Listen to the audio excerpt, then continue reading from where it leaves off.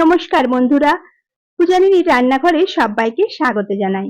আজ আমার হেসেলে রয়েছে বিলিতি আমড়ার চাটনি। শেষ পাতে একটা চাটনি না হলে আমার মতো অনেকেরই ঠিক খাওয়া সম্পূর্ণ হয় না। এখন বর্ষাকাল, অনেক আমড়া পাওয়া যাচ্ছে। দেখুন, আমি কয়েকটা বিলিতি আমড়া খুব ভালো করে খোসা ছাড়িয়ে পরিষ্কার করে ধুয়ে দু টুকরো করে কেটে নিয়েছি। এখন আমি এই আমড়াগুলো চাটনি বানিয়ে নেব। তার জন্য এখানে আমি নিয়ে নিয়েছি হাফ বাটি চিনি। বিলিতি আমড়া যেহেতু খুব বেশি টক হয় না, তাই চিনির পরিমাণটা খুবই কম লাগবে। এরপরে নিয়ে নিয়েছি আমি 1 চামচ 5 ফোড়ন, আর নিয়েছি আমি একটা শুকনো লঙ্কা, আর নিয়ে নিয়েছি হাফ চামচ হলুদ আর হাফ চামচ লবণ। সব উপকরণ আমার নেওয়া হয়ে গেছে। এখন গ্যাসে একটা কড়াই গরম করে নিয়েছি, আর তাতে আমি দিয়ে দিচ্ছি 2 থেকে 3 টেবিল চামচ সর্ষের তেল।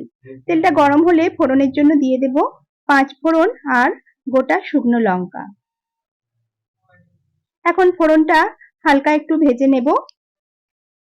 এখন আমি দিয়ে দেব কেটে রাখা বিলিতি আমড়াগুলো। আমড়াগুলো দিয়ে এখন কিছুক্ষণ সময় ধরে খুব ভালো করে আমি আমড়াগুলো ভেজে নেব।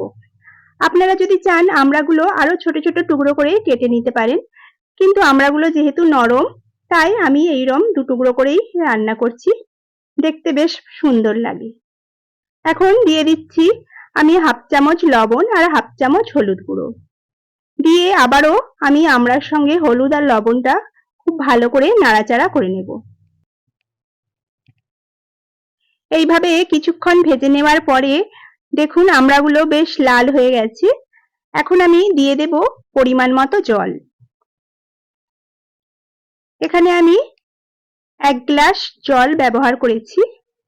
আমড়াগুলো সেদ্ধ হওয়ার জন্য যতটুকু প্রয়োজন ততটুকু জলই আমি দিয়েছি।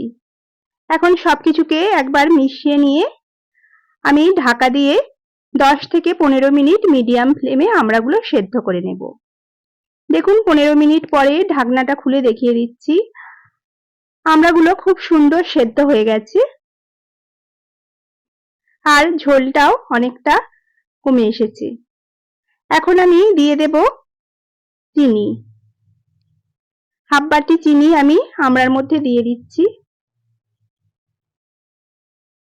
এখন চিনিটা আমি মিশিয়ে নিচ্ছি। এই চাটনিতে চিনিটা সবসময় লাস্টে ব্যবহার করবেন, না হলে প্রথমে দিলে আমড়াটা কিন্তু সেদ্ধ হবে না। দেখুন খুব ভালো করে মিশিয়ে নিয়ে আমি আরো 10 মিনিট মিডিয়াম ফ্লেমে চাটনিটা ফুটিয়ে নেব। চাটনিটা আমি আরো ঘন করে নেব।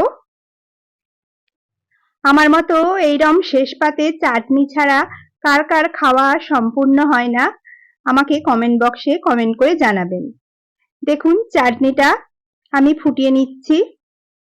এই বিলিতি আমড়া যেহেতু খুব বেশি টক হয় না, তাই আপনারা যদি চান তাহলে দেশি আমড়া আর বিলিতি আমড়া একসঙ্গেও মিশিয়ে চাটনি করতে পারেন, বা এই বিলিতি আমড়ার চাটনিতে অল্প একটু তেঁতুলের কাঠ যোগ করতে পারেন, তাতেও কিন্তু টেস্টটা খুব সুন্দর হয়।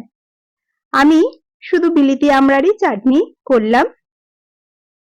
দেখুন আমি 10 মিনিট ফুটিয়ে নিয়েছি এবং চাটনিটা অনেকটাই ঘন হয়ে এসেছে। চাটনিটা আমি আর বেশি ফোটাবো না, কারণ ঠান্ডা হলে চাটনিটা অনেকটাই ঘন হয়ে যাবে। চাটনিটা আমাদের একদম রেডি। এখন আমি গ্যাসের ফ্লেমটা অফ করে দিলাম। দেখুন আমার চাটনি রেডি। আমি একটা বাটিতে ঢেলে নিয়েছি। আমার রেসিপিটা কেমন হলো আপনারা অবশ্যই কমেন্ট বক্সে জানাবেন। সবাই খুব ভালো থাকবেন, সুস্থ থাকবেন। নমস্কার।